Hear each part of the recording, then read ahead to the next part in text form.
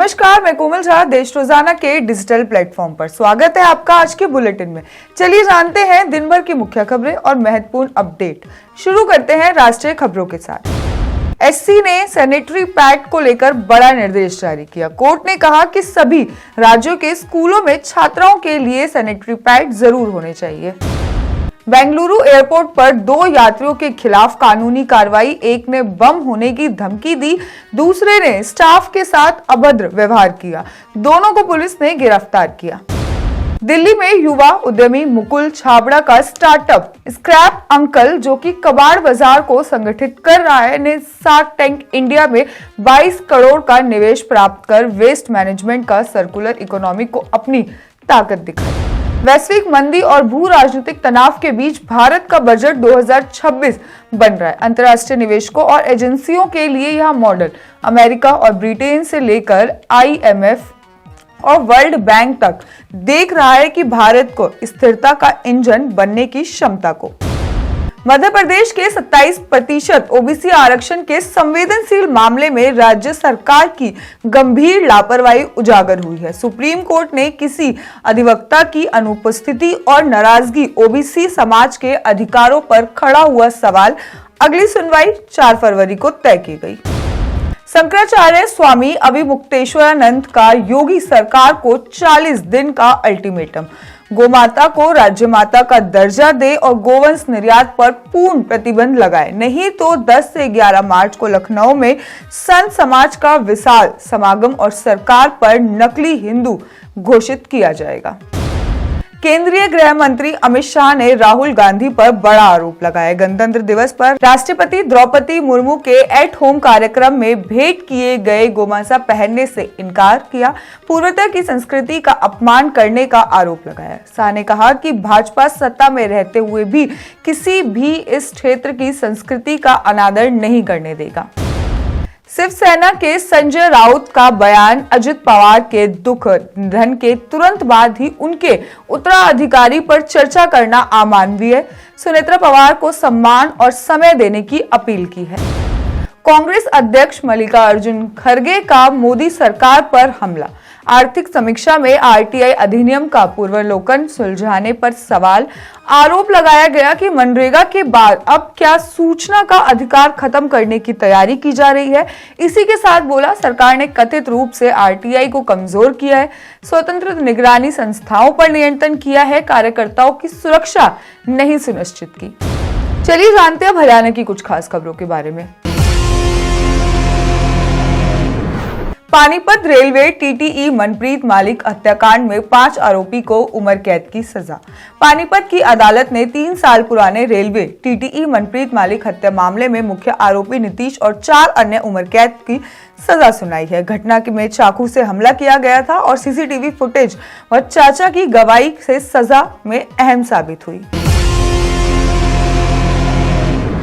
Haryana DGP Ajay Singhal gangster और अपराध पर कड़ी निगरानी, AI और सोशल मीडिया से निपटने की रणनीति बनाई। हरियाणा पुलिस DGP अजय सिंघल ने कहा कि गैंगस्टर और संगठित अपराध बड़ी चुनौती है, लेकिन सोशल मीडिया निगरानी और AI तकनीकी से प्रभावी कार्रवाई जारी रहेगी। उन्होंने युवाओं को अपराध से दूर रहने और पुलिस का सहयोग देने का संदेश दिया। पानीपत के खेम राज सुंदरियाल को हाथकरघा बुनाई में योगदान के लिए पद्मश्री पुरस्कार 2026।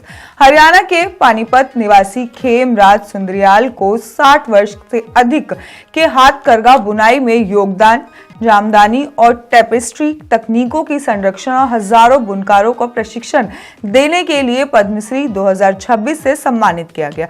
उनका काम पानीपत के पारंपरिक हस्तशिल्प को वैश्विक पहचान दिलाने और ग्रामीण रोजगार सृजन में प्रेरक साबित हुआ।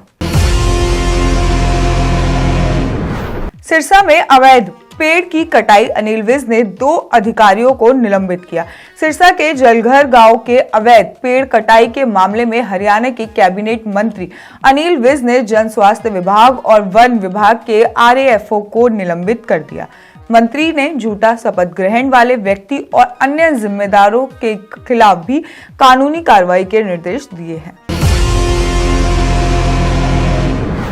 पशुपालन एवं डेयरी विभाग कुरुक्षेत्र में 6 से 8 फरवरी 2026 तक 3 दिवसीय 41वें राज्य स्तरीय पशुधन प्रदर्शनी आयोजित करेगा, जिसमें कि देश भर से 1500 उन्नत नस्ल के पशु भाग लेंगे। प्रदर्शनी का उद्देश्य होगा नस्ल सुधार को बढ़ावा देना, किसानों की आय को बढ़ाना।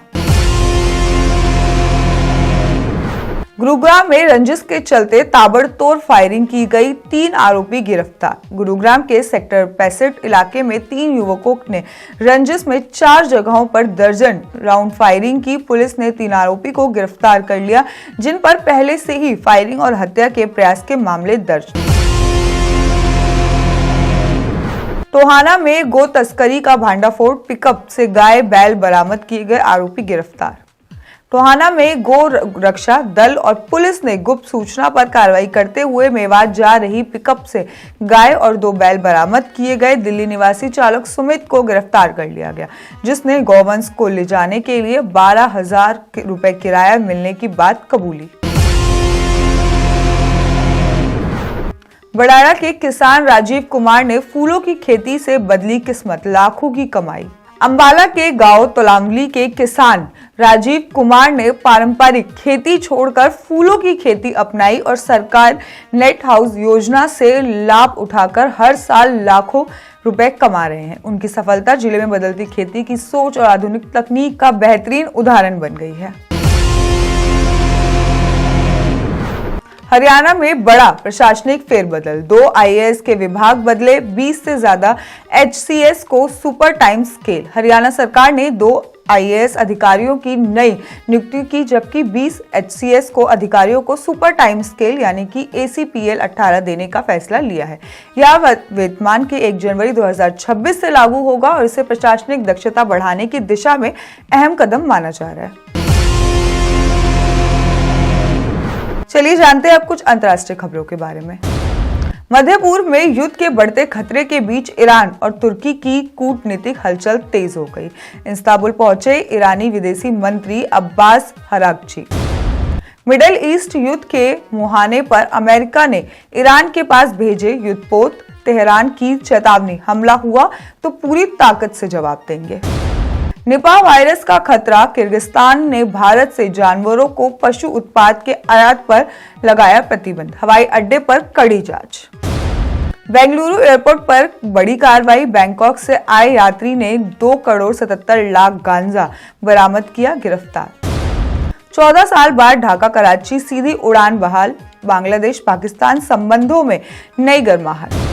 आज के लिए इतना ही, बाकी के अपडेट्स के लिए देखते रहिए देश रोजाना। धन्यवाद। हमारे साथ जुड़े रहने के लिए सब्सक्राइब करें देश रोजाना के YouTube चैनल को और नई वीडियो की नोटिफिकेशन पाने के लिए बेल आइकन जरूर दबाएं। अगर आप ये वीडियो Facebook या Instagram पर देख रहे हैं तो पेज को लाइक और फॉलो जरूर करें और ज्यादा से ज्यादा शेयर करें।